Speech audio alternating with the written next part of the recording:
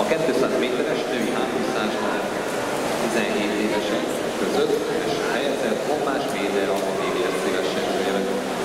Második helyezett Ómódi Réka a Legehoz. 6 évesek között első helyezett Eszenyi Léna a Nyilvánás. Második helyezett már Metesár a VDFC, harmadik helyezett Zsulker Alexia. Negyedik helyezett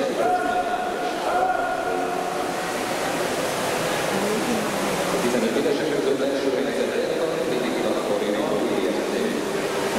Második helyezett Erika, mindig a Videói. Harmadik helyezett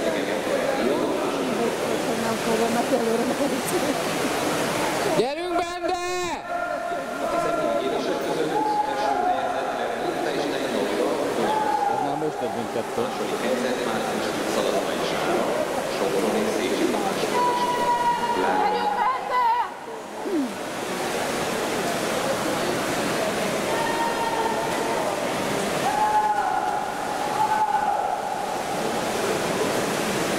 Következik a második utam. Egyes pálya B.